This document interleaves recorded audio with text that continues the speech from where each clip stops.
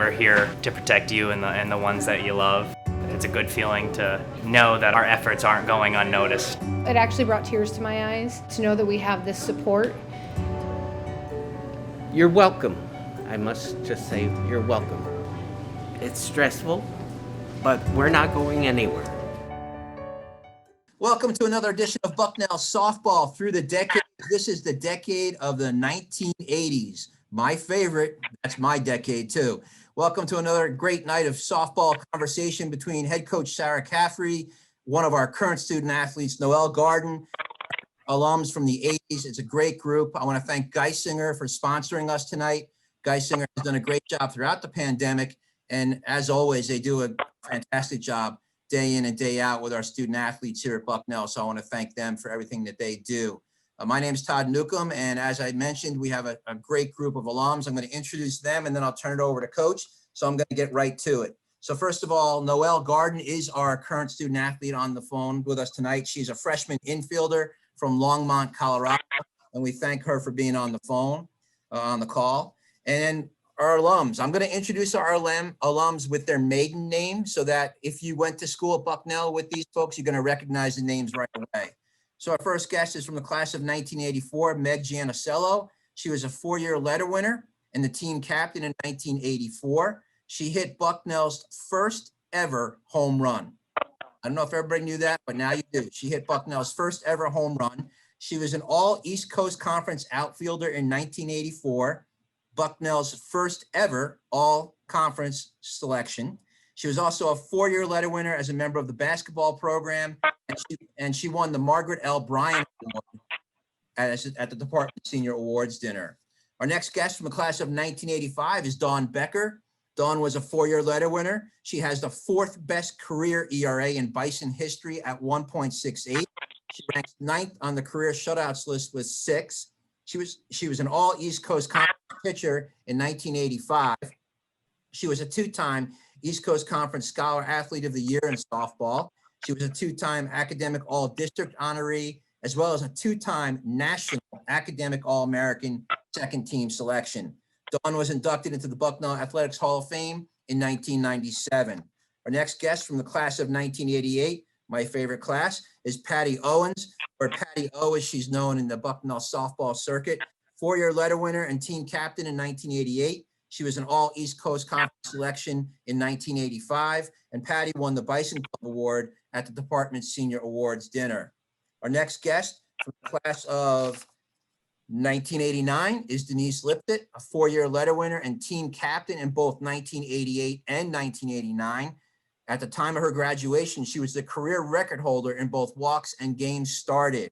Our final guest from the class of 1991 is Sharon Nichols. She was a four-year letter winner and the team captain in both 1990 and 1991. She still holds the Bucknell single season records for ERA, which is .38, and shutouts, which is 9.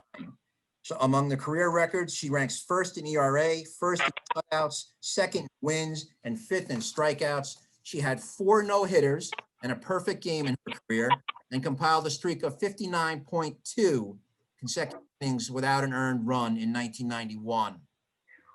She was an all East Coast Conference selection in 1988 and an all Patriot League first team selection in 1991 as Bucknell moved affiliation from the ECC into the Patriot League.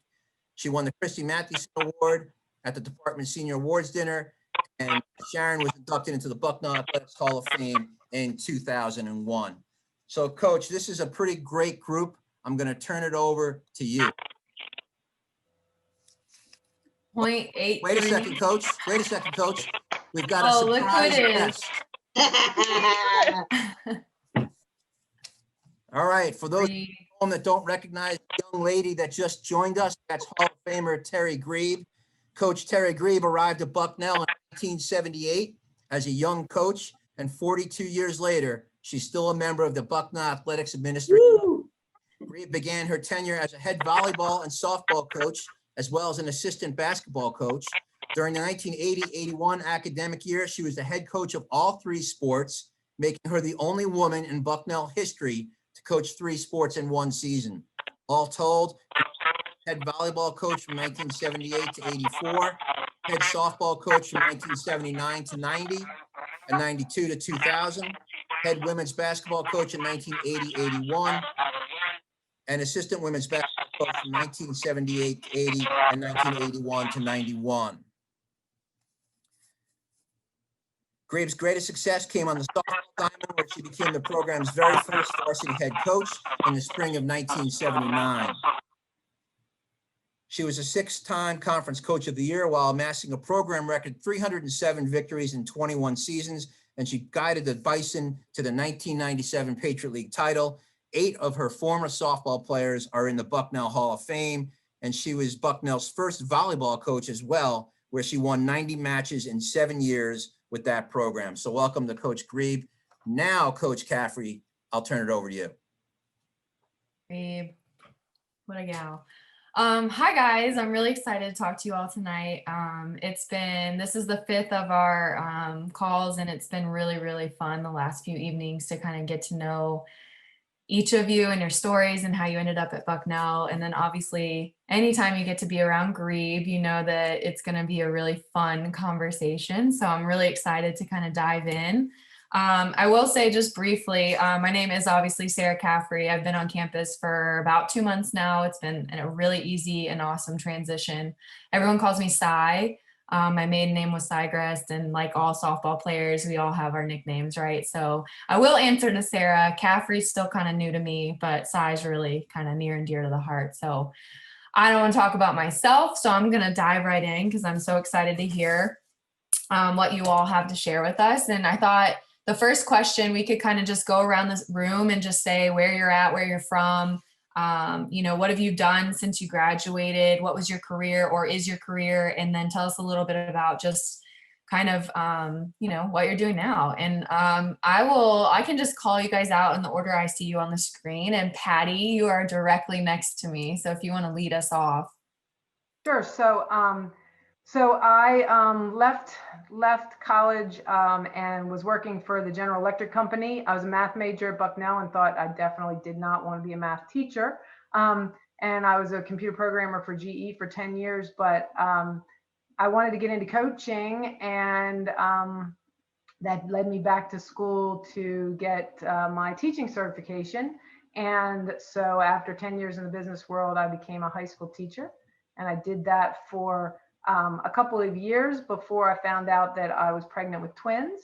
And so then I had a couple of twins, stayed home for a little while, did some substitute teaching and kind of part-time stuff for a little bit. And then I'm now back teaching full-time. My kids are now sophomores in college. They actually go to college with where Nuke's son is. They're both at Elon University. And so I teach high school math, and I live in Maryland, which is where I was born and raised. So other than the time that I lived in Lewisburg, this is where I've been. So that's me in a nutshell. That's awesome. Dawn, you're up next. Dawn, you're muted. Sorry, I'm having technical issues, so I apologize. I left Bucknell and I headed to the West Coast to spend 3 years at Stanford, going to law school.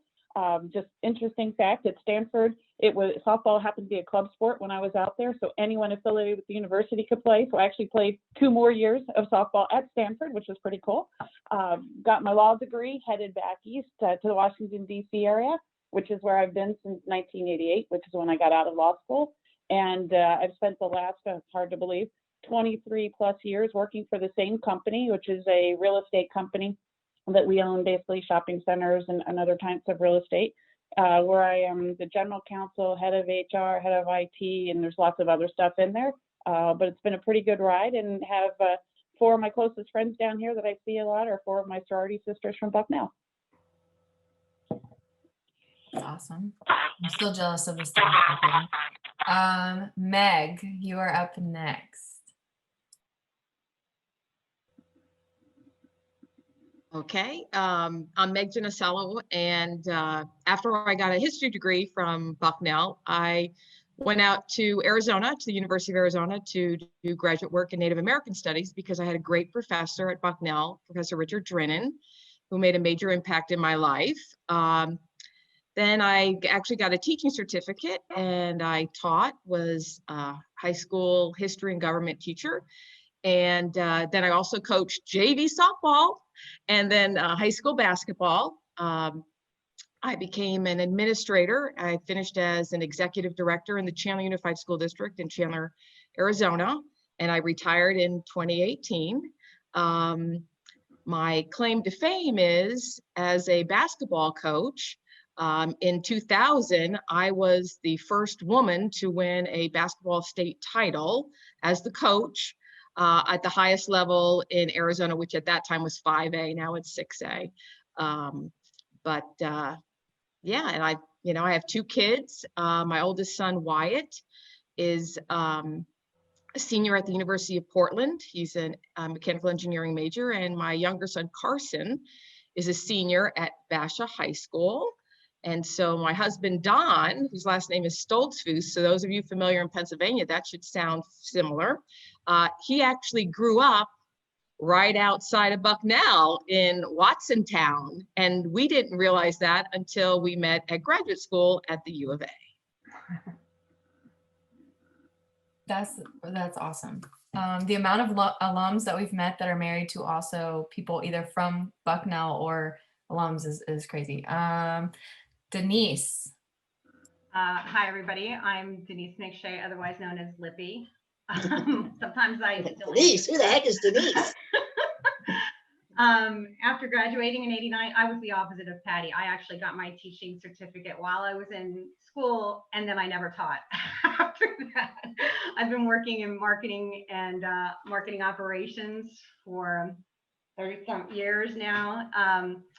After graduating, I headed down south to North Carolina for a little while, and I was actually assistant coaching at Methodist College softball, and then headed back north where I landed at University of Pennsylvania for 15 years doing marketing operations, then with United Healthcare for about 8 years, and now I'm with the company called Accenture.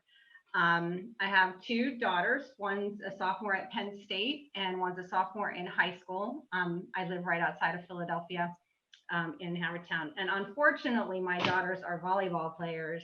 I don't know where I went wrong. Mine was too. I was too, but now, my life involves, well, pre-COVID, it involved a lot of, driving all over the country, going to volleyball tournaments and things like that. My husband owns a Irish bar and restaurant in Ardmore, Pennsylvania called Jack McShay. So if anyone's ever in the neighborhood, come in and say hi. Love to see you and buy you a beer if you're a Bucknell alum. Nice. Yeah. What about Bucknell coaches? I guess. Okay, cool. Yeah. No ID though. That's fair. Okay, let's go to Nichols. Hello, everybody. Sharon Nichols, otherwise known as Nick. So I graduated in '91, and since I couldn't keep playing softball and I didn't know what I wanted to do, I ended up in New York City for about 4 years trying to be a dancer. Mostly just had a great time, but did try my hand at dancing, went on a lot of auditions, and then decided I probably need to get serious. So ended up at U of A, University of Arizona in Tucson, to get my PhD in educational psychology. I was in school for quite some time, longer than probably necessary, because I don't want to leave that nest and was enjoying that too much. But ultimately I did graduate and I did a postdoc in Phoenix at ASU, and then got my first tenure position here where I am now at University of Texas in San Antonio, which is where I live now. And I've been here since 2004. And I'm now a full professor and actually in department chair. So life is crazy hectic. I've only been department chair for about 2 months and it feels already like 10 years. So not really been able to do much softball or in the sports world, although I took up tennis about, 5-6 years ago, and I'm obsessed. I obsessively play tennis now. I love it. And I actually learned that I actually can run in spite of everyone having made fun of me my entire time at Bucknell. I actually run pretty good. And so just FYI, all y'all, we need video. Maybe running to first base didn't look so good, but apparently on the tennis court, it looks all right.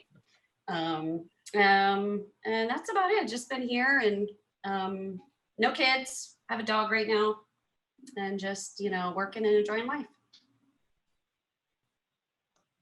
Awesome. Okay, and then the audio is the phone, is what Todd said, I think, right? The phone that's showing up. Okay, just checking if I missed anybody.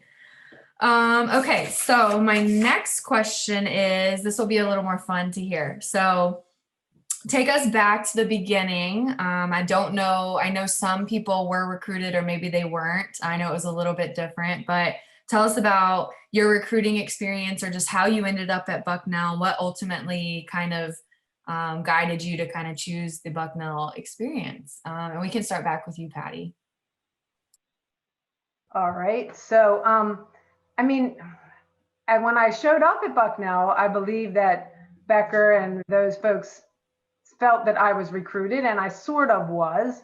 But Grieb never saw me play softball.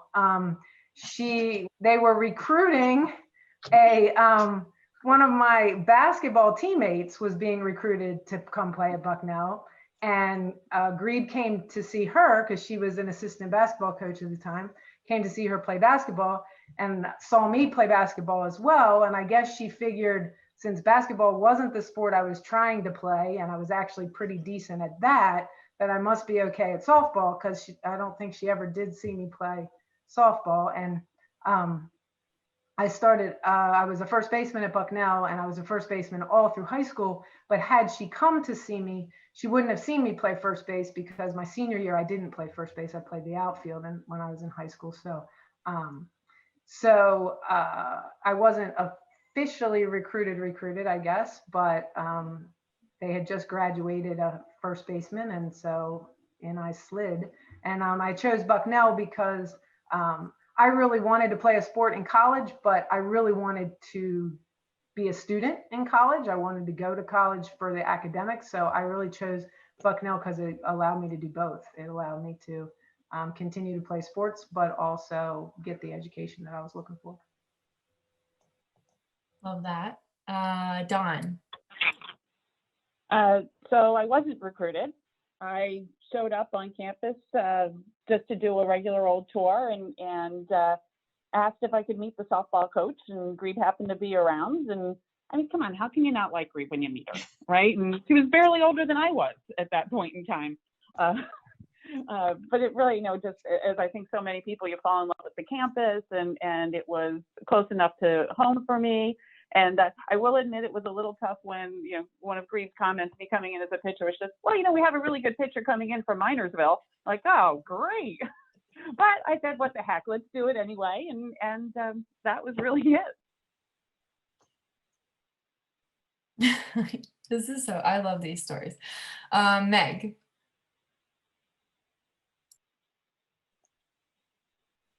I was not recruited, and I really picked Bucknell because I was looking for a small liberal arts college. I grew up, my family's from Connecticut, and it was like 4 hours, so it was a great distance. Just like Dawn, you fell in love with the campus. I actually wasn't recruited for basketball. There was no really recruitment when I came, but I played basketball. Grieb was an assistant coach there. And I think it was just like, hey, you play softball? Okay, let's just play softball. So, was able to play softball. I started out as a catcher, and I caught my first 3 years. And then my senior year, because we had Janet Unger, who was a catcher, Grieb said, you're playing the outfield. I said, okay.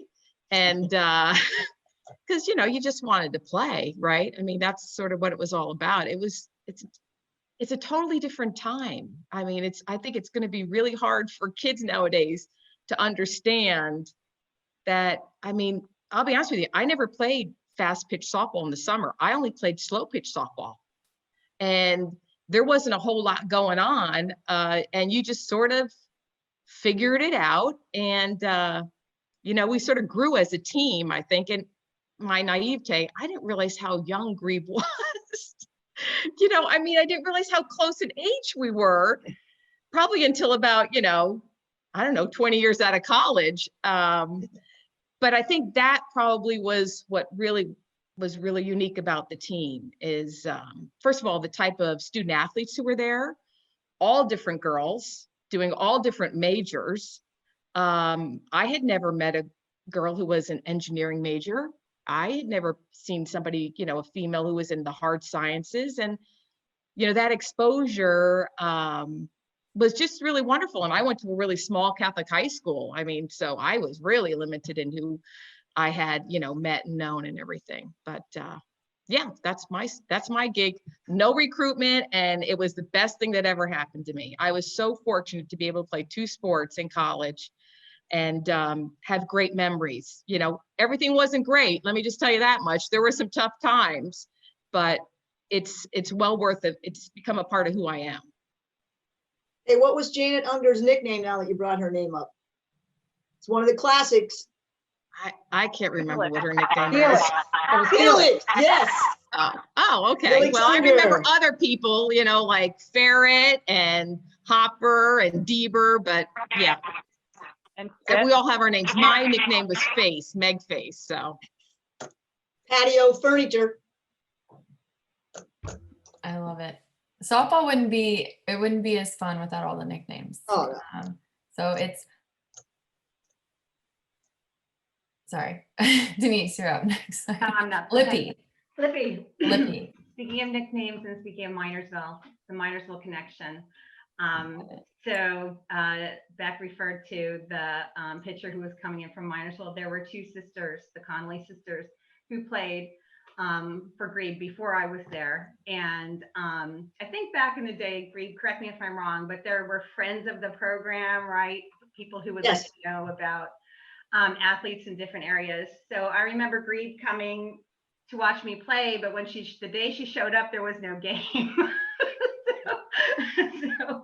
So I basically had to show off my skills, which felt really strange. All my teammates were there, like setting up in different situations, like here's Lippy bunting, here's Lippy stealing a base, here's Lippy playing out the field. So that she came to see me, and I guess the rest is history. And I was the third of, I know of at least 5 or 6, five Minersville students who played for Grieb in the 80s and 90s. So just continuing the tradition. And of course, fell in love with the campus on my visit. I was being recruited by other schools to play the outfield. I was a catcher for 2 years in high school by default, because both of our catchers broke their noses one after the other within 2 days. And I had caught 1 game in Little League. And so I raised my hand and said, I'll catch. So I caught my freshman and sophomore year in high school. We went to state championships, and then I transferred schools and played center field to give my knees a break. And I was being recruited as a center fielder, except at Bucknell, where I was being recruited as a catcher. And I really, really wanted to go to Bucknell. And I said, you know, knee pain is worth it. I'm going there. So that's my story. I love that. Nick. And thank goodness, because you're a great catcher. I love That's right. You were good. That's right. You were awesome. We were a great team. I got to catch for you. So, you know, that's a dream. Well, yeah, we were a good team. I'm telling you, you knew exactly how to call it. It was great. I don't think I was recruited, or was I? Here's what I remember. Oh, go ahead, Grieb. What were you gonna say? I was going to say, because I knew Dems. Yeah, I know you. Yeah, you knew Dems, but And so I followed the state championships in the district, and I knew ARPI. And so that's how I knew of you.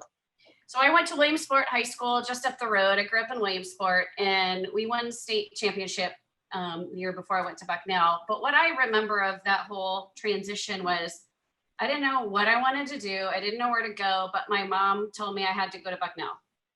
And I had other family members who had gone there, and my grandfather had gone there. I have 5 brothers. So at that point, two had gone there, and my mom was hell bent on me going there. So that sort of clouded my ability to know what I wanted to do, because I didn't want to listen to her. I wanted to rebel, but I didn't know what I wanted to do. So I thought, I want to go to Penn State. So it kind of came down to Penn State versus Bucknell. And I really didn't know how to think about it academically at all. Even though I'm a professor now, academics was not a reason for me to go to school. So it ultimately did come down to, where will I get to play? And Penn State was telling me, you won't play here. And I knew you know, I don't remember explicit conversations with Grieb, but I thought I'd have a better shot playing at Bucknell. And by the way, we beat Penn State my freshman year. So there You you know, go. Sarah's from Penn State, right? Okay, no, I didn't. Okay, now let's talk. No, I'm just kidding. I was gonna say that. I remember. I didn't know that. I should have known before I opened my mouth. No, I'm all for it. I said we're gonna beat them every year. Yeah. We beat them 2 out of 4 times, I believe. I think I played them 4 times, pitched against them 4 times, but I know I beat them my freshman year, and that's all that matters. So it's Yeah, fully support. I'm all for it. Nick, I just want to say, we're gonna continue that. Nick, I want to say, it's not that I stalked your family, but I met your parents at the grocery store and at Tony's Deli so many times, trying to get you to come to Bucknell. Oh, well, it worked, because I tell you what, my mom was hell bent. So serious, I'd run into her at Tony's Deli and all she was talking funny. about, oh yeah, Sharon's got to come there. She's got to come there. That makes me happy. That's so fun. I love hearing these stories. So I'm going to turn the next question over to Noelle. All right. So my first question would be, what advice would you give me or any of my teammates who are in the program right now about your college softball experience at Bucknell? So we can stick with that same order. So Patty, if you want to start. Sure. I would say just, it is such a fun time. I mean, you know, the relationships and the people that you meet, that don't take it for granted. Number one, you know, I was so excited to see the list of names that were going to be on this call today. And I was so excited that Nick was going to be here because she really graduated in 90. So I didn't know if she'd make the 80s decade. And, you know, it was like, they're just, you know, these are your people and they shape who you are. And I think it's really just, you know, just enjoy it. It's not something that you get to do for the rest of your life. So enjoy it. Yeah, I hear that a lot. You never notice how fast it goes. Yep. Dawn? Yeah, I think, you know, Patty said it pretty well, but I think the other things to add is it is such a unique experience. I did play softball during the summers for quite a while after I graduated, having grown up in the Allentown, Pennsylvania area at Patriots Park. So I had that ability to do it. It just wasn't the same. It was, you know, the teams that we had, by the time the season was over, you were so used to everybody was going to dinner together, you were almost in withdrawal because I'm not seeing these people all the time and you know, appreciating that experience. And I will say also, what I look back on and sometimes appreciate more now from a work environment is just how much the experience of learning how to play as a team, learning how to work with people, learning how to handle pressure situations, how much it benefits you in everything you do in life, and really, you know, kind of embracing that. And you won't know it when it's happening, but you'll look back 10, 15, 20 years from now and say, oh gosh, yeah, I really did develop that from playing softball and learning how to interact and handle pressure situations and just take it all in. Yeah, one thing I've noticed since I've been here is the team culture is just so important. It's just a great thing that I'm so happy I've been able to be a part of so far. Meg? I would basically reiterate what both Patty and Dawn said. It really is about relationships and how you learn to come together for a common goal. It doesn't mean you have to love everybody. It doesn't mean you have to like everybody. But when you pursue a common goal, you find what people value and how you can come together. And that's really the real world. I mean, you have to work with people you don't like. You have to work with people that you really like. And that ability to strive to something higher than yourself is really, you know, what athletics, I think, you know, is all about. And what I think Grieb did that I will always hold true, you know, to who I am and everything. And even when I started coaching too, it is about the relationships. You build a culture and a climate that it can be fun, but you can still win because winning actually is really fun, and work really hard doing it. And I would just say there are always challenges too. I mean, you know, being a student athlete at Bucknell is not like being a student athlete at a lot of other colleges. You have to hold true to getting your work done. I had never known anyone who missed a practice to take a test. I was like, what is that about? And that happened, you know, because schoolwork was that important. And I think once again, as everyone else, you learn to appreciate those things later on in life. And your pursuit for a goal really gives you the skills to face other challenges, because life is about facing challenges. Yeah, that was actually something that Coach Sy first said when she got here, is kind of like softball isn't forever. So it's a lot of the relationships and everything that you learn throughout softball that takes you to the rest of your life. Denise? I'm sorry, my daughter's running to get my power cord because I'm getting the power warning. I feel like all the good answers were stolen already. No. Oh, we lost her. Lost her. Get that cord. She died quicker than she thought she would. Yeah. She's like, it saved the day because everyone already gave the answer. Sharon, do you want to move on to? Sure. Yeah, I mean, everyone's expressed exactly what I was thinking. I mean, the first thing I thought of when you asked that question is just enjoy it, because it is a temporary place in your life and there's a lot of things to enjoy about it. But I also was thinking about the uniqueness of the culture of both Bucknell, but also being an athlete and the softball team within Bucknell.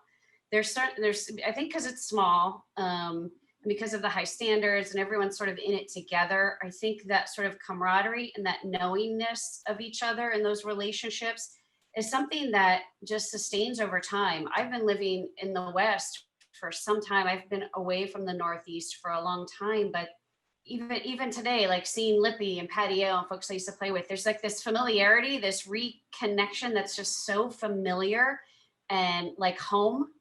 And so it's hard to see it while you're in it. But I think by cultivating the relationships that Meg was talking about and Don and Patty O were talking about, and just, enjoying it as much as you can, I think one of the long-term benefits that you come to realize is just the knowingness you have of each other. And even whether you see each other every day or every 5 years or whatever it is, it's just, there's a thrill to it. Like I'm just sitting here like, oh my God, this is like home. It's been so long. And I haven't seen Lippy or Patio in so long, but again, I think it's because of everything that was shared already, the nature of the relationships that were cultivated when we were all together. It's super cool. It makes me, I gotta get back Northeast and visit everybody again. And so.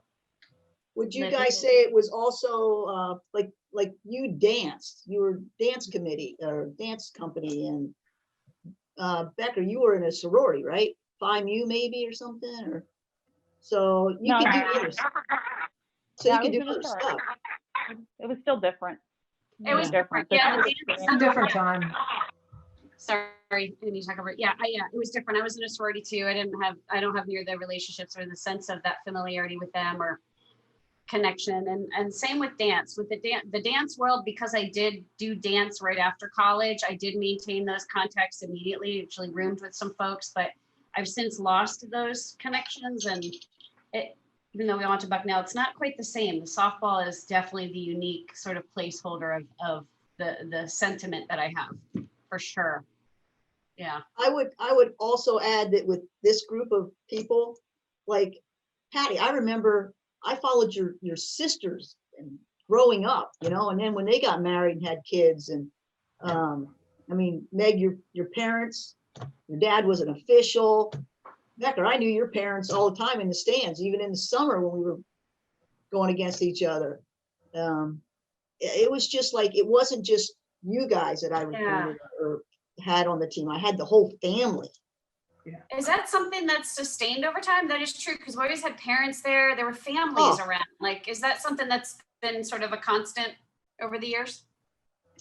I don't think so much now, because if you look at the roster, they're from California, Texas, whatever. We were New Jersey, Pennsylvania, Williamsport.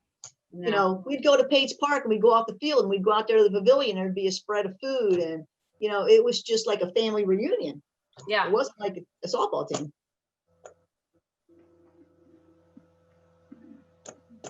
Yeah. Denise, I see you're back. Do you want to? Yeah, I saw my power warning come up. I'm like, oh no, this is not happening. Anyway, back to the question before. I think I would echo all the sentiments of everyone else and just say that, you know, being on a team too is also a microcosm of being in the world and learning about how everybody is different, and you learn to interact with people in different situations, both pressure situations, fun. And because if you want to be a good teammate, you want to make sure that you're communicating with everyone equally and no one feels excluded. And it teaches you how to be an excellent leader, but also an excellent communicator. And those lessons serve you well throughout life, especially in the workforce. Wow, those are really all great answers. I know I have like a page of notes already just because I just love it. So this is my favorite question by far. So you all played for, you know, the lady down here, Grieb. So you played for the greatest of all time. And can you share your favorite Grieb story and then maybe talk a little bit about how she influenced your life? And we can start back with you, Patty. A Grieb story. There are many, but gosh, I think that probably one of them from a player perspective is, we were at practice one day and we were doing tweeners, the tweener drill. I don't know that they still do that anymore, but Grieb was hitting balls between us at first base, second base, shortstop, third, whatever. And it had rained a day or so before, so the field was pretty yuck. And she hit one to my right, and so I dove towards second and came up sort of muddy, and that just, Grieb was like, we need to do more of this. So she just kept drilling balls at me. And when I left practice that day, we used to wear, and I thought this was great at the time because got like practice clothes. Wow, like we got a pair of dark blue sweatpants and a dark blue sweatshirt with a number on it based on your size. That was it. That's what you got. But it was awesome. And it was a chilly day, as it often is in the spring. And so I was in long, shirt and pants. And when I got done with that practice, there wasn't a whole lot of blue showing on my clothes. I was pretty much dirt from one end to the other. And I thought, Rhonda's going to kill me, the lady that did our laundry, because it was just going to be that way. But I mean, practice was just like that. And it, like, Grieb was having a ball and we were having a ball. It was fun. And it was always fun. Just all the things, hauling equipment over in the back of her Samurai, and just all kinds of things. It was just fun. Just always fun. You remember the human pyramid over at the mod? Oh, you have it? There it is. I have that somewhere. I couldn't find it. So yep, just always having a good time. But that was a practice memory that stuck in my head for a long time. That Dawn. There definitely are a lot to choose from, whether it's going down Route 15, Terry driving the van and turning the lights on inside, and the whole van, including Terry in the driver's seat, just sitting there with their bras on and nothing else. There are memorable ones. But I think from my perspective, the most impactful from a pure softball standpoint was my freshman year, and I had played in high school for a really well-established coach who was extraordinarily legend. She's a legend. She was very serious, and she could stop you with the look, and everybody knows the look. And I came to Bucknell, and first of all, remember Terry said, oh, she already had a pitcher, so there was a little of that going on. And we were in, March-ish, and we're all inside the field house practicing. And at that point, up until then, it had all been, kind of fun and playing. And I think someone missed a practice who we shall remain nameless for a sorority event. And before we could start practice, Grieb got us all to sit down. She's like, okay, I'm a freshman, kind of intimidated here. And she's like, I don't really get mad very often. But when I get mad, I throw back. she picked up the bat bag that had like 15 bats, picks it up and hauls it across as far as she could throw it in the field house. And you were there too. And I'm just like sitting there, oh my God, this is now really serious, trying to figure out what's going on. But it was really so, so impactful to take it from that sort of loose thing to, wow, this really is a very serious and focused coach trying to, get us through and learn how to behave as part of a team and part of contributing to that culture. It wasn't all fun and games. We had to have that personal responsibility, and that lives with me forever. Did you remember it?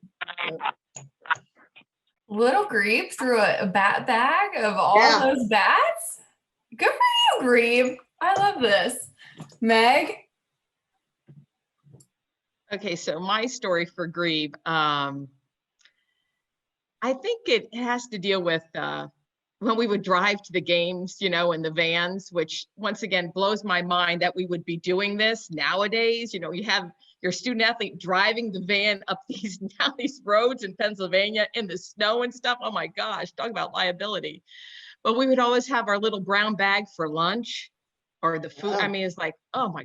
And then we had a food fight in the van.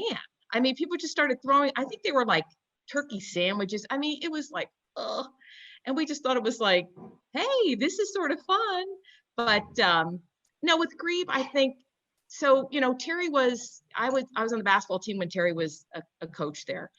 And the thing about, you have to understand, in the basketball program, during my 4 years, we had 3 coaches in 4 years. And it was brutal. There was a lot of, I will just say nowadays we would call it trauma, okay? A lot of stuff going on. And a number of us played basketball and softball. I mean, Jill Henry, Denise Cohen, Jenny Burke, really good people. And what I embraced and what Terry really fostered was this team. And you can have fun and you can work hard. And a number of the girls actually, all those Pennsylvania girls played a lot more softball than I did. The Conley sisters, and that she fostered a family. I just can't tell you how important that was and impactful in my life when basketball was pretty darn brutal. And I've always told people this, that you can learn as much from a good coach as you can from a bad coach. And what I will remember about Terry is, just that you were valued. You were valued as a young woman trying to do sports and academics that really held you accountable. And, not being recruited or anything like, you didn't have to do this. We didn't have to do it. So why did we do it? Why did we work hard in the classroom? And why did we work hard? Because we probably really loved it and we wanted to be around that whole environment, which is, I think, what everybody's been talking about. But the last thing I have to say is, after I hit that home run, which is probably this is probably illegal, okay? But Terry had said, whoever hits the home run gets a dinner at Hotel McGee. All right. Now, let me just tell you, I don't hit home runs. Okay. And this was against our arch rival, Lehigh. Couldn't stand them. Okay. It was parents' weekend. It was a tie game. Hoppers on first. And only God knows how my hit went over that fence. And remember, these are those snow fences. I mean, it's not even a legit fence. And it was just wonderful. And then Terry's like, hey, we're going to go to Hotel McGee. So she bought me a dinner, which I thought was like, hey, I'm going to show you the fence. See the field with the fence? See the snow fence? That's Becker. Yeah. Okay. See the grass infield? Yeah. It was, look at this one. Check this out. Yeah. Meg face. Yep. And that was one of the few times we actually had a fence up, because for most of the games, we didn't even have a fence. Yes. Here's one with no fence. See, this is Becker. Yeah. You can see the mods, and there's no fence. It's like, run, baby, run. Just go. Wait, run? Wait, that's Lippy running. Look at those big feet. Lippy could stand in the batter's box and be one of the few people get called for being out of the box.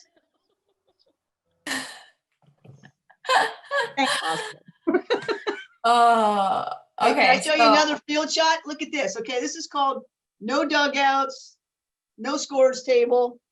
You see the little table, and there's Becker sitting there with, I think that's Lynn Conley. Yep, that's Lynn. Like there is nothing. It's out in the wide open spaces. So I have two thoughts from this. One, Becker made the field super big at Bucknell. That's the picture in her, which I love. So the home runs are, Keep the ERAs down. you earn your home runs at Bucknell. And then secondly, I found out today my team loves Olive Garden and they love pasta. So I'm thinking that I could use Coach Grieb's ideas here to get a little home run action. I see what you guys are doing. I got a lot of, I'm telling you, I'm writing it down. I got this. Occasional meal, you can do it. Greatest of all time. You bribed them. I got it. I see what's happening. And I'm food. taking notes. All right, Nick, you're up next. I think Denise is. Doesn't matter, but I think I shifted on my screen. Just in case, that's okay. Just in case she gets cut off again, I want to get her to talk, get her to share. Go ahead, Lippy. I'm laughing about the big feet comment, because that's one of the things that Grieb did is like, nobody was safe, but it was right. Nobody was safe, but it was all done in good fun. And like, we were all brought down to the same level, right? We were all, Are you going to tell the secret buddy story? yes, that's my story. Well, so I'm not sure if you still do this, but leading up to the East Coast Conference tournament, we had secret psych buddies, and Grieb picked my name. Of course, I didn't know who my psych buddy was. So two things happened. And I think, Grieb, you can chime in if you want to, but when I was a freshman and a sophomore, I was, maybe you could call it a little intense, maybe. Sure. Yeah. And I think Grieb was trying to get me to, come out of my shell a little bit, relax, loosen up. And so I'm walking down the hill towards the field house for practice. And there is a banner across the field house, I don't know, 100 feet long. It says, it's pretty big. Yeah, smack 'em lips, smack 'em lips. So I'm Lippy, smack 'em lips. And I was a little bit shy with myself. And to me, this was like super embarrassing. But, I finally found the humor in it. I'm like, all right, okay, cool. But then the kicker was, I think it was the next day, I'm in my dorm and it's late and knock, knock, knock on the door. And who's there but Bucknell basketball player. Tedesito. Yeah, I was going to leave the names out, but thanks, Grieb. I'm throwing it out there. I'm throwing it. I think a lot of ladies thought that Ted was a little easy on the eyes, right? There's Ted with milk and cookies to tuck me in. Now, me of all people, Miss Intense and also a little shy, I'm getting tucked in to bed by probably like one of the most handsome basketball players on the team. And I was like grateful to her and wanted to murder her all day. But like, that's great. Like, if you know her at all, she's a super prankster. And, I even love following on Facebook, Grieb, even today when, you post pictures of you like rearranging somebody's office on the staff, or filling their office with balloons. And like that kind of stuff just brought us all together, because it helped break down all of our defenses and just made us, at ease with each other. And that just fostered a lot of great teamwork. So yeah, I'll always appreciate that. Oh man, I'm gonna have to lock my office door. Nick, where she does have a key. You guys, you're not safe. You're not safe. I'm just sitting here trying to think. I don't have like specific anecdotes. I just have a ton of feeling memories that I could connect, interactions with. But just the one thing I remember when I first got to Bucknell, we had won the high school championship, and two of my two other first year freshman folks from Minersville, they had also won the high school championship their year. So we came in, we were 5A, they were 4A, just FYI. But that's okay, we all won. Way to slide that in there. Yeah. Not that I remember that or anything. But we all showed up and we're ready to kill. Like, we're serious. and we meet our coach. And I don't remember like the specifics of the first meeting or anything, but you know, as the year progressed, you learn very quickly that Grieb is this very fun prankster. You know, I mean, she's about softball, but she's also about fun, and I was not used to that. And so it took a while to acclimate to the teasing, and I got teased a lot, not just by Grieb, by pretty much everybody. My hair was, you know, my ponytail. I would stand on the mound in 5th position because I was a dancer. I was little. How I ran, how the helmet didn't fit me and bobbled around. The bat looks like I can't hold it. I mean, so it goes on. And Grieb was either the ringleader or joined in. But you do learn, like, I think in retrospect, and even during the time, as much as I hate to admit it, it really helped loosen me up, which I needed to be loosened up, you know, I think because we're so serious and competitive. And so it was just super fun. But on a more serious side, and I don't know if this was by design or just what happened, but, you know, I was 2nd string pitcher for a while, or in many games. I don't know if it was consistent over the year or game by game, but oftentimes because I did not throw hard. You know, Lori Fisher threw harder than me. I forget Allison even, who is older than me, who was a pitcher. Because I was so slight, I was viewed as sort of the 2nd string, but I never really felt 2nd string, if that even makes sense, even though I was put in 2nd. I was considered, you know, not the starter necessarily right away. It actually really helped develop my motivation and my skills, because I had all the space and room and training and help to work on just pitching, which is that's really all I did all the time. So when it was time to call for me to step in, I felt so mentally tough, and, you know, physically, you know, was developing over the years. But honestly, I look back on the time and I really attribute a lot of this to Grieb, and, you know, some of the things done by design, maybe just as a result of the culture that was there and the way we practiced and how we practiced, just the amalgamation of everything. I reflect even now, like, I don't think I'm as mentally tough in any other arena as I was on the softball field. And that is the one thing I call upon when I am nervous. Like, I get very nervous, even though I've been teaching for 15 years, I still get nervous to speak in front of groups of people or give speeches. So anytime I do that, I really call upon my softball years and the confidence that I had on the mound that was developed through lots of practice, lots of ups and downs of, you know, being told you can do it, you know, having games where it didn't turn out well. I mean, so that sort of transitioning into what you take for life, you know, I really credit Grieb and the atmosphere that was cultivated there. We didn't, I don't think we worked out a lot or at all, but sometimes we would have to run the stairs in the gym, and I hated her on those days. But now I look back, we really didn't really work out like they probably do now. It's a different world. It is a totally different world. Yeah. And so, but when we did, I don't like it, but I'll blame Grieb for that. But, and you mentioned my parents before. I've always cherished that. And you say that again, like I could get choked up, that just the way you are with parents and with us, and just that relationship, because I lost my mother to Alzheimer's some years ago. And so my dad's still with me, but, you know, just my dad to this day is 91. I remember that year we went to all those games, and he talks about you, Grieb, and Grieb, he doesn't always remember the name because, you know, he's 91, but, you know, he talks about it. And that's a tribute to you, because you are the leader of the culture that was created, and the way we all just loved each other, played hard, worked hard, but we played hard. I mean, you definitely were not traditional in that sense, you know, in some senses in that regard. But I think there's so many pluses to that I so value now. I want to show you guys a picture. This was at Bloom, and the gentleman standing behind me is no longer with us, but see if anybody can tell me who it is. Oh my gosh, I can't even see. Really. Becker, that's you sitting on the bleachers. Yes, Lynn's dad.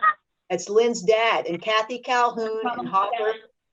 Yeah, that's the Connor's dad. We were at Lehigh. I think this is That at was Bloom. No, I think- it might have been. I think it's at Bloom. Yeah. Yeah. I think Krista you're in right, there? but that was Case bad. Swartz is right here by the edge. This is Okay. Case Swartz Yeah. right there. Yep. Yeah. Oh, and there's How about that Jean. uniform? What? Okay, that uniform, those were the uniforms that were basically sized for little boys because there was no waist. And I mean, we were so excited to get new uniforms and we're like, oh my God, we can't move. It was terrible. They were low waisted, weren't they? Like Yes, very they low. were. And how Yeah. about our hat? Oh my God. Okay. Well, Okay, do you In your remember when? I want to Bieber bring would those wear- back. We got to bring them Bieber back wear right that- now. Deeper would wear that hat. And Love that remember shirt. Moose took a chunk out of the hat and she still Yes. wore it? Moose was her dog, by the way. Yeah. yeah, but you got to remember, I think there was nothing more embarrassing about those uniforms. No, yes, they did not fit correctly, but Bucknell is considered a pretty good educational institution, as we all know. And if you looked at the back of our uniforms, it was the Bucknell Bisons. Yeah. They used to call it that. They did. And I played all 4 years with Bisons on the Oh, back. no. Yeah. Yes. I told Okay, the so girls we- that like 2 practices ago. I was like, you guys know that it used to be the Bisons. Like there used to be an S on everything. Sarah, these guys had their own song. I heard I got sent to me by Barksdale. Yeah. Oh, did you say? Yeah. Yeah, Ain't nothing gonna stop. Ain't Yeah. nothing That gonna was bring our when we stride. went to that was when we went to the first ECC tournament we ever had in Allentown. We actually stayed in a hotel, which no one had ever done before. And actually, Grieb, you didn't know this, but we actually had a bottle of champagne in that hotel room because I think we came in third, if I'm not mistaken. I can't remember. But anyway, yeah. So we celebrated because we finished 9-9-1 that year because we tied Lafayette against Pat Fisher. It went for like 16 innings and they had to call the game because it was too dark. Right? Pat Fisher, how long was she at Lafayette? Like 40 years? Oh, forever. Hey, watch out. Well, okay, maybe 50. Okay, do you remember when coaches had to wear uniforms? And Pat Fisher would wear a uniform.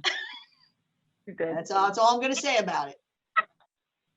I have to share one more thing. So this is the softball that beat Lehigh 6-4 over that fence. That we then went to the mods. We went to the mods and had a cookout, and that's when we all built up like a little pyramid with Krista on top.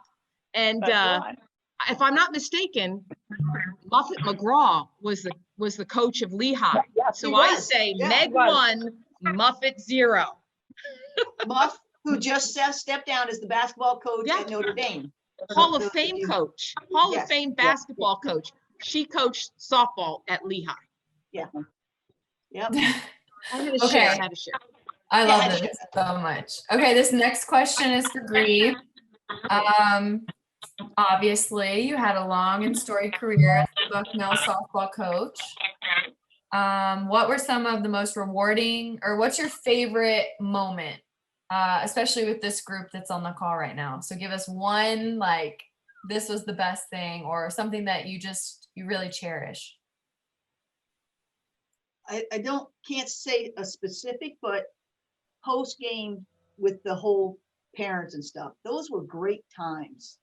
Because my parents didn't travel to games, but like I still had family with all their parents and stuff. And it wasn't just like at one game, it was home, it was away, it was no matter where we went, we had a big family. We had a big group. We always outdrew the other teams, and that was really special. Can't wait to bring this back when COVID, if it ever leaves us.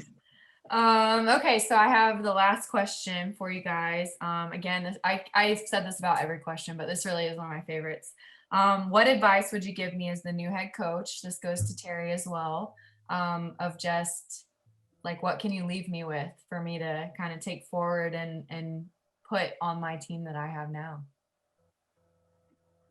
I can start with you, Patty. I would probably say I would not even begin to tell you how to coach, but I think that one of the things that I think has been really great about the program through the years, I mean, obviously Terry was there for a long time, but the coaches after her that have really reached out and tried to kind of cultivate the alumni relationship and bring us back on campus, have a weekend where something's going on or bring us all back. I think it helps to keep us all tied into the program. And I think that I think that it's good for the players that have so much more than we had, which I think is awesome. I mean, the wonderful facilities in the stadium and stuff like that. But I think it's important for them to know that it hasn't always been like that. Like, having your own, your mitts that are, school things and the just all of it. It came from humbler beginnings, and yet that doesn't make it any less. And so I think that just reaching out and keeping us involved, because I think it's good for the new players to know the history, and it's good for us to stay connected with the program. Dawn.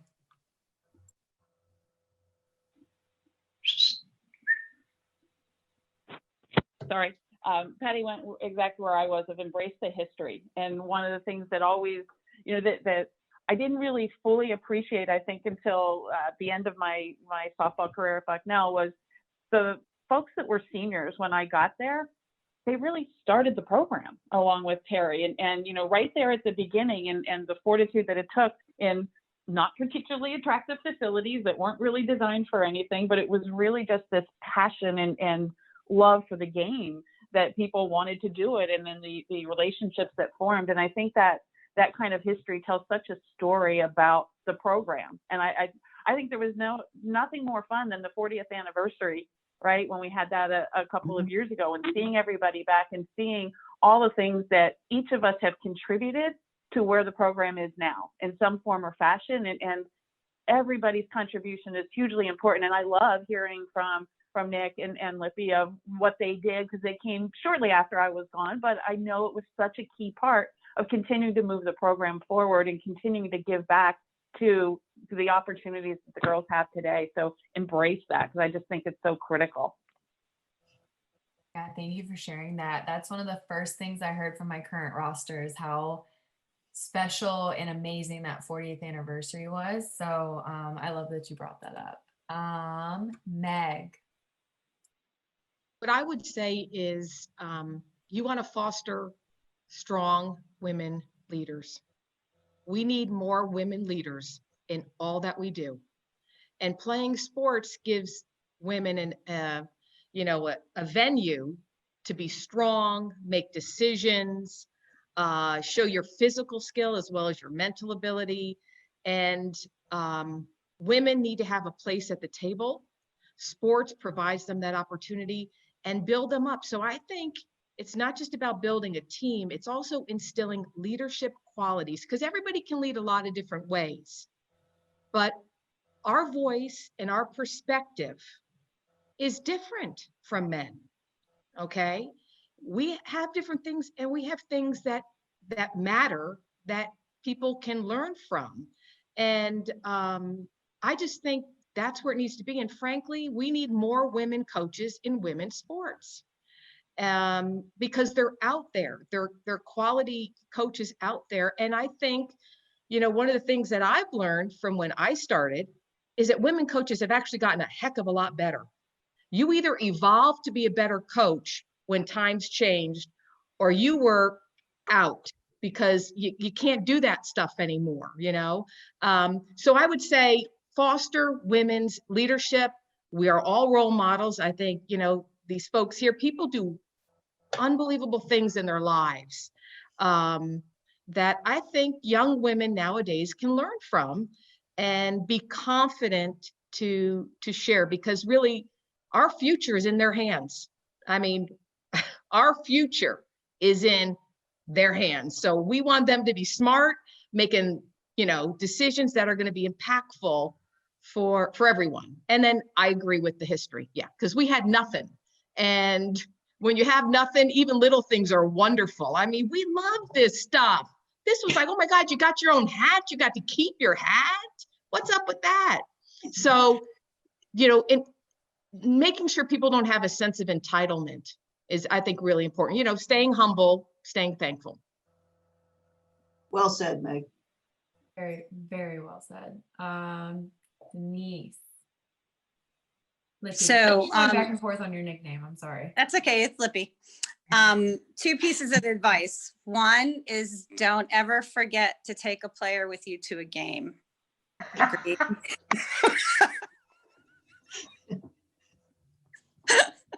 Well, maybe there's certain players you don't want to take to the game. It was an accident. We know it was an accident. Maybe. Unless you want a good story, 40 years later, that never gets old. You were there a minute ago. And the second piece, well, she wasn't a starter, so I understand why, you forgot her. So no big deal. Anyway, second piece of advice is just not to repeat what everyone else is saying, but I would say foster that spirit of togetherness and family that Grieb was talking about. And not just, the family members who come to watch, but the team feeling like a family. Create those moments of togetherness without phones, without technology, without the things that distract them. We didn't have that back then. We were there, we were playing softball, we were together. Most people didn't even have a car back then. And so, we were present in the moment. And I would say create those moments where people are present, they're thinking about what they're doing, they're thinking about the people that they're engaged with daily and valuing each other. So Nick and then Grieb. Save the best for last, right, Grieb? Sure.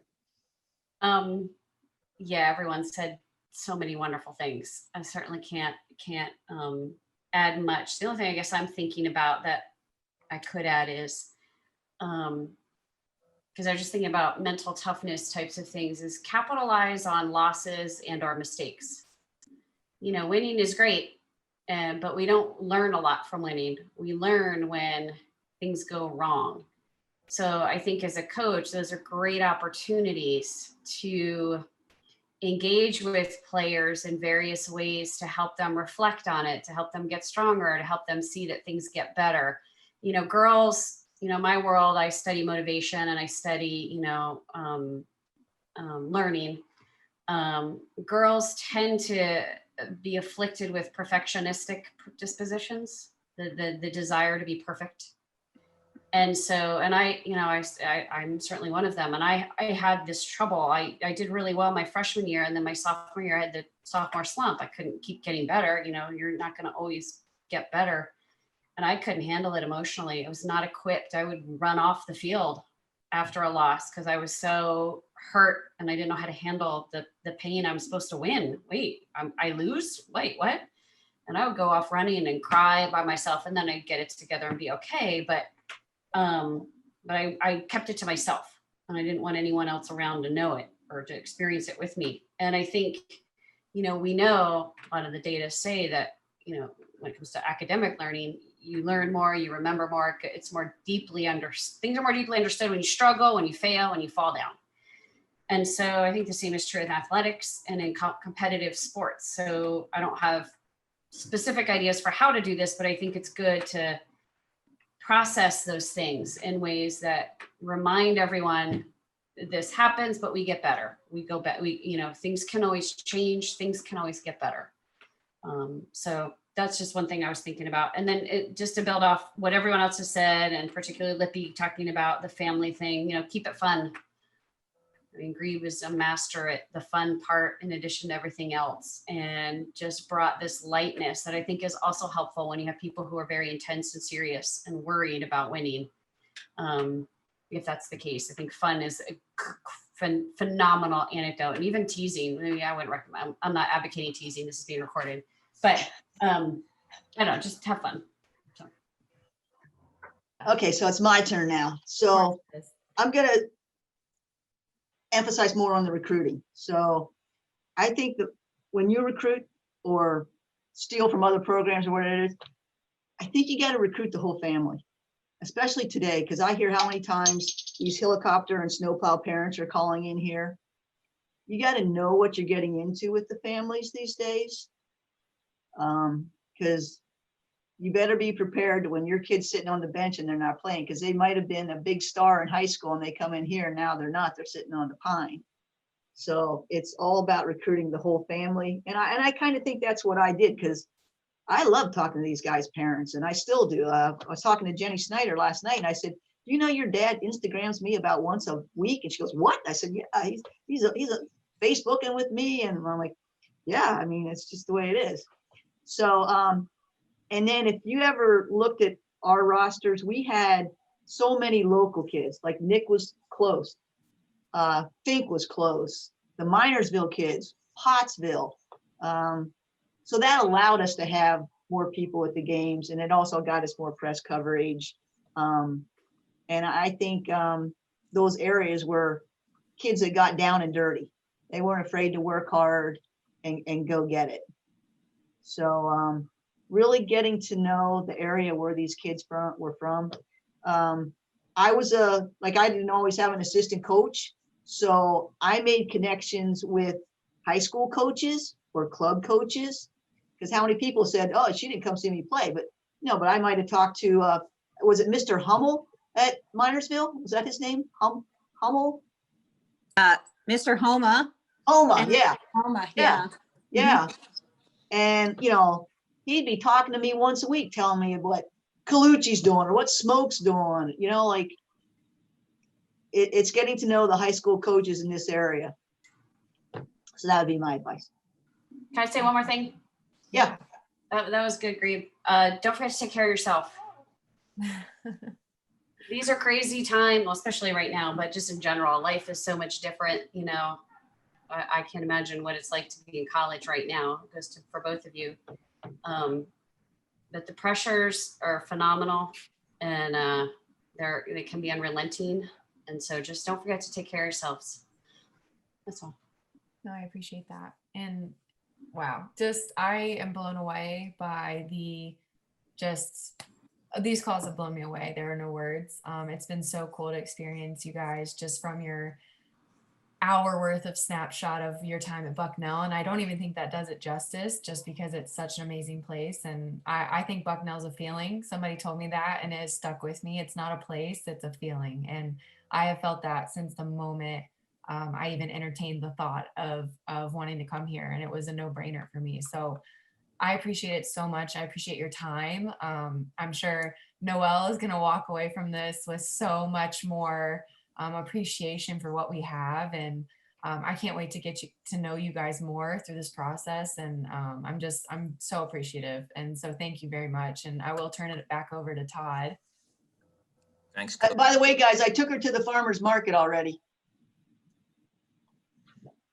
All right, thanks, Coach. So first of all, I want to turn my attention to Noelle, and thank you again for getting on the call tonight. And I know we didn't get to both of your questions, but there was a lot of great conversation tonight. We ran out of time. So wish you luck with the rest of your semester, and we are all keeping our fingers crossed that come springtime, you're on that field behind me and you're playing Patriot League games. So we all hope for that, and we wish you the best of luck if we get to that point. And then I want to talk about Grieb for a second. So obviously you guys know she wasn't in the dugout behind me. She's in the office right next door to me. And she still plays pranks on all of us here. My birthday, I forget, it was my 50th.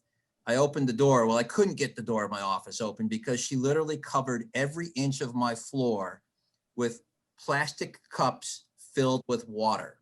It took me half the day to empty them all out so I could even do any work. But she's still good for a good prank. And you guys all know how humble she is. I know one of the things that really touched her, she didn't mention it on the call tonight, but I know she would have wanted to, was the reception she got when she got inducted into the Hall of Fame. There has never been, in the time I've been here, an inductee who's had that many people show up for her. And to me, that just blew me away. You know, when you have 200 of your former players and everybody shows up, and that Bucknell softball family came flying through that night. And I know you guys mentioned the 40th celebration as well. That was great as well.